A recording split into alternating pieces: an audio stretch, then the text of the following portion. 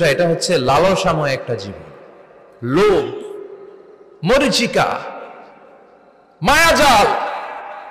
এই মায়াজালে আমরা আটকে আছি, ফলে মৃত্যুর কথা আমরা ভুলে গিয়েছি। পাগলের মতো ছুটছিট, আরো টাকা লাগবে, আরো খ্যাতি লাগবে, আরো যশ লাগবে, আরো দাপট লাগবে। আমার এত টাকা দিয়ে কি হবে, এত সম্পদ দিয়ে কি হবে, এত ব্যস্ততা দিয়ে কি হবে তোমার? স্টপ, থামুন, অনেক হয়েছে, আন্না, থামুন। Take a rest, take a breath and think about death. Think that you have to go back to your Lord. একটু বসেন না, একটু ভাবেন যে আমাকে চলে যেতে হবে, চলে যেতে হবে। এই কোলাহল, এই ব্যস্ততা, এগুলো থাকবে, থাকবো না আমি। সাইয়েদনা ওমর ফারুক বলেছেন, মুতু ক্বাবলা আন তামুতু, মরার আগে একবার মরো। হাসিবু ক্বাবলা আন তুহাসাবু আলাইকুম, তোমার হিসাব নেওয়ার আগে তুমি একবার নিজের হিসাবটা করো না। কাগজ বের করে একটু লিখো না কি কি ভালো কাজ করছিলা, যেগুলো দিয়ে নাজাতের ওসিলা হতে পারে, 1 2 3, আর কি কি আকাম কুকাম করছো দেখো না, লিখে দেখো তোমার অবস্থাটা কি। মরার আগে একবার মরো। মরার আগে খাটের মধ্যে শুয়ে শটান করে চোখ বন্ধ করে একবার মরার ভান করে দেখেন কেমন লাগে। চোখটা বন্ধ করেন আর ভাবেন আপনি নাই, কি কি হতে পারে ভাবেন। আপনার ছেলে মেয়েরা কান্না জুড়ে দিবে, আপনার প্রাণের স্ত্রী বিলাপ শুরু করে দিবে, বন্ধু বান্ধবের চিৎকার আর মাতম, স্থানীয় এলাকার মসজিদে ঘোষণা, অমুক এলাকার নিবাসী অমুক ভাই অমুকের ছেলে অমুক দুনিয়ায় নাই।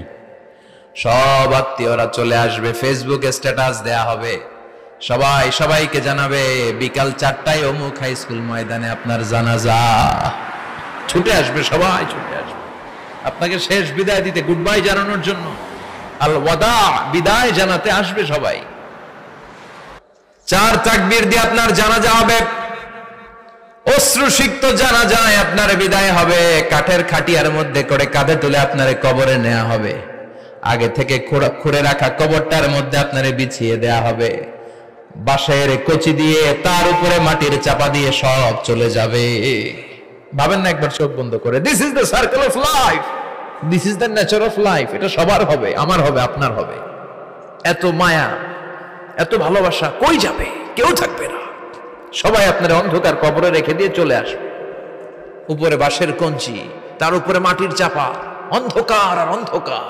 এই অন্ধকার যেন শেষ হতে চায় না, শুধুই অন্ধকার, ঠিক কিনা? এজন্য আমাদের চলে যেতে হবে। দাদা গেল, চাচা গেল, মামা গেল, আমাদেরকেও যেতে হবে, জোরে কোন ঠিক কিনা? একদিন মাটির ভেতরে হবে ঘরে মন আমার, কেন বন্ধ দালান ঘর, প্রাণ পাখি উড়ে যাবে পিঞ্জর ছেড়ে।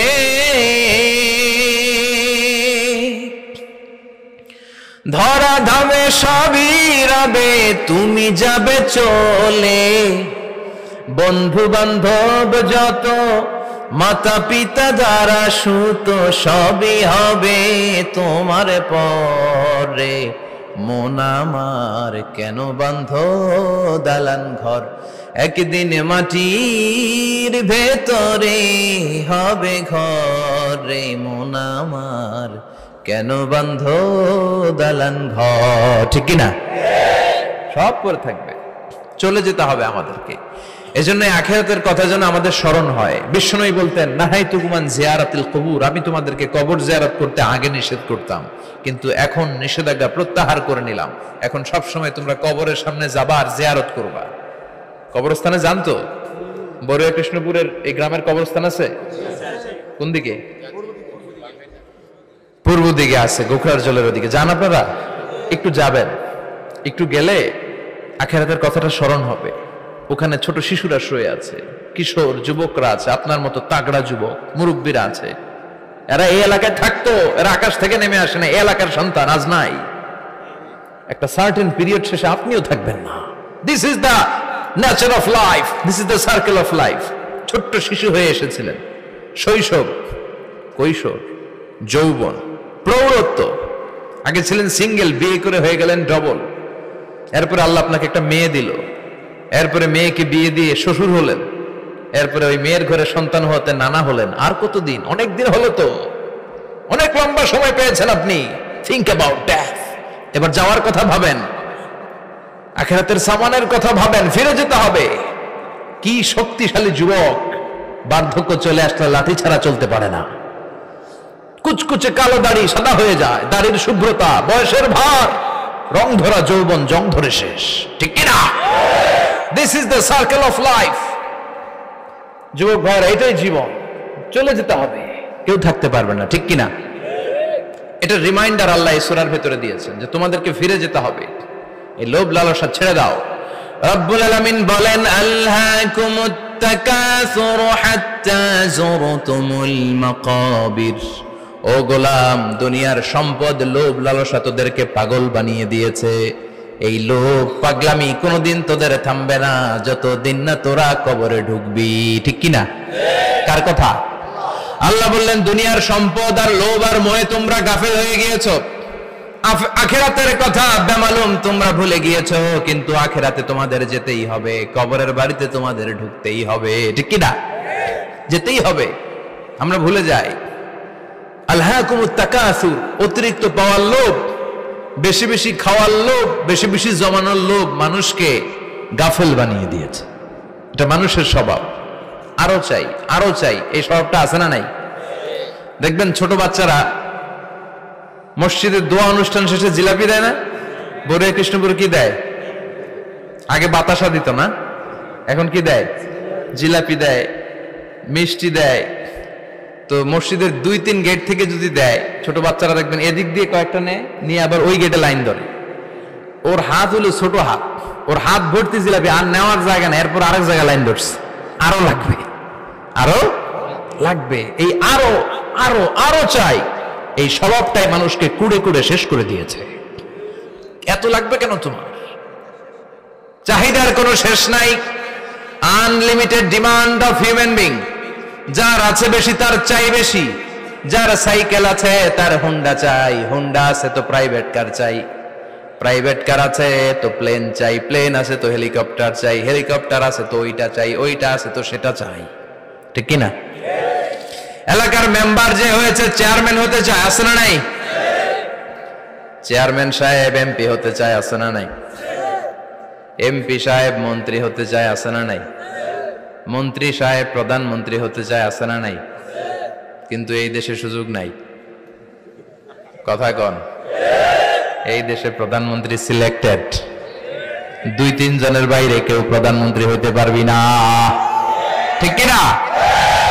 আমার এই জীবনে তো আমি 2-3 জনই দেখলাম।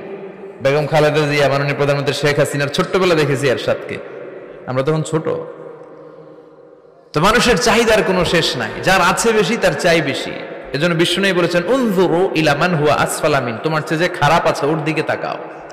ওয়ালা তানজুর মান হুয়া আ'লা মিন, তোমার চেয়ে যে ভালো আছে ওর দিকে তাকায়ও না, তোমার চেয়ে যে খারাপ অবস্থানে আছে ওর দিকে তাকাও। অনেকে নিজের অবস্থান নিয়ে সুখী না, এরকম আছে না নাই? আল্লাহ আমার এটা দিল না রে, ওইটা দিল না রে, পাইলাম না রে, কিচ্ছু হয় না, কি করব জীবনে, হতাশ। আসলে আছে কিন্তু অনেক, কিন্তু শুকরিয়া নাই, ডাকাত, ঠিক কিনা? নিজের অবস্থান নিয়ে সুখী না, কিন্তু অনেক লোক আছে তারা আপনার অবস্থানে পৌঁছতে চায়। তাদের দিকে তাকিয়ে দেখেন, আপনি যে অবস্থানে আছেন এই অবস্থানে পৌঁছাটা অনেকের কাছে স্বপ্ন। তারা প্রতিনিয়ত সংগ্রাম আর স্ট্রাগল করে যাচ্ছে আপনার অবস্থানে পৌঁছতে, আর আপনি এটা নিয়ে সন্তুষ্ট না। শেখ সাদির নাম শুনেছেন? বালাগাল উলা কাশাফাত দুজা, এই কবিতাটা রচয়িতা, ইরানের বিখ্যাত এক কবি। উনি একবার আর্থিক সমস্যার মধ্যে দিয়ে সময় কাটাচ্ছেন, টাকা নাই, পয়সা নাই, পায়ে দেওয়ার মতো জুতা নাই। উনি খুব দুঃখ পেলেন, হায় রে, আমি ইরানের এত বড় কবি, আমার পায়ে দেওয়ার মতো জুতা নাই। দুঃখ ভরা মন নিয়ে রাস্তায় হাঁটতে বেরোলেন। হাঁটতে হাঁটতে হঠাৎ দেখলেন একটা লোক শুয়ে শুয়ে কাঁদছে, ওই লোকটার 2টা পাই নাই, পাই নাই।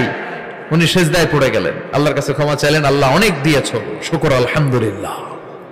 এজন্য যেই পরিস্থিতিতেই থাকি না কেন আমরা কি পড়বো? জোরে বলেন, কি পড়বো? এজন্য কানাতু মিনাল ইসলাম, অল্পে তুষ্ট থাকার নাম হলো ইসলাম। সম্পদ লাগবে কিন্তু সম্পদের পাহাড় লাগবে না, ঠিক কিনা? অল্প খান, অল্প পড়েন, অল্প জামান, অল্পের ভেতরে বরকত ঢুকায়া দিছে কে? দেখবেন যাদের সম্পদ অল্প তারা সুখী বেশি। জরিপে এটা দেখা গিয়েছে, অনেক সার্ভেতে এটা এসেছে, যারা সম্পদশালী এরা দুঃখী বেশি। এদের দুঃখ বেশি, টেনশন বেশি, খুব স্বাভাবিক। টাকা যার বেশি, রোগ তার বেশি। টাকা যার বেশি, টেনশন তার বেশি। টাকা যার বেশি, ঘরে শান্তি তার কম। আছে না নাই? ঘরের ভেতরে অশান্তি, ছেলে কথা শোনে না, ছেলে টানে গাঞ্জা, মেয়ে করে পরকিয়া। আছে না নাই? স্ত্রী কথা শুনে না, ভালোবাসা নাই, ঘরটা জাহান্নামের টুকরা। রোগ বালাই, এক একটা হসপিটাল বিল পরিশোধ করতে মাসে 5 লাখ 10 লাখ। আছে না নাই? কিছু খেতে পারে না, ডাক্তার একেবারে ডায়েট মেনু বেঁধে দিয়েছে। Diet, very diet menu. এটা এটা এটা এটা কিছুই খাবেন না, শুধু গরু খাবেন না, খাসি খাবেন না, চিংড়ি খাবেন না, খালি ঘাস খাবেন। ইচ্ছে মতো ঘাস খাবেন, মানে ঘাস জাতীয় যত আইটেম আছে সব খাবেন। শাক খাবেন, সবজি খাবেন, সালাদ খাবেন। গরু, চিংড়ি, মুরগি, গোশত, ইলিশ কিছু খেতে পারে না। তাহলে রোগ বেশি, খাওয়ার মজা নাই, ঘরে সাংসারিক শান্তি নাই, খালি ব্যারাম আর ব্যারাম। ঠিক কিনা? কিন্তু সম্পদের পাহাড় ঘটেছে। আর অল্প যারা খায়, অল্প পড়ে, রিক্সাওয়ালা, কুলিওয়ালা, অল্প বেতনের চাকরি, কিন্তু হক হালালি মেনে চলে, দেখবেন শান্তি আছে অনেক। হ্যাঁ, বাসা ভাড়া দেয়, ফ্যামিলি চালায়, বাচ্চাদের স্কুল বিল, এরপরও মাস শেষে 1-2 হাজার টাকা হাতে থেকে যায়। আর ওর প্রতি মাসে 10 কোটি টাকা ইনকাম, তারপরও ব্যাংকের ঋণ আছে না নাই? সুখ কারে বলে? কিভাবে আপনি সুখকে ডিফাইন করবেন? সুখ তো টাকায় কিনা যায় না। শান্তি টাকা দিয়ে হয় না, শান্তি দেওয়ার মালিক কে? শান্তি আছে অল্প খেয়ে শুকর করার মধ্যে, শান্তি আছে আলহামদুলিল্লাহর মধ্যে। চিল্লায় বলেন ঠিক কিনা? এজন্য অল্প খাবো, অল্প পড়বো, অল্প জামাবো, অল্পের ভেতরে বরকত দিয়েছে কে? দেখেন, ধনী ভাইরা খেতে পারে না, কিন্তু রিক্সাওয়ালার কি সমস্যা হয়? রিক্সাওয়ালারা সব খেতে পারে। কুলিওয়ালা, দিন মজুর, এরা একেবারে স্লিম, সুঠাম দেহি, মেদহীন পেট, পেটে কোনো মেদ নাই, ভুড়ি নাই। আর কোটিপতিদের মেদ আছে না নাই? এত বড় বড় পেট। ঠিক কিনা? আমাদেরও পেট আছে, তবে হালাল পেট। এটা হারাম টাকা দিয়ে এই ভুড়ি বানাই নাই আমরা। ছেলে বলেন ঠিক কিনা?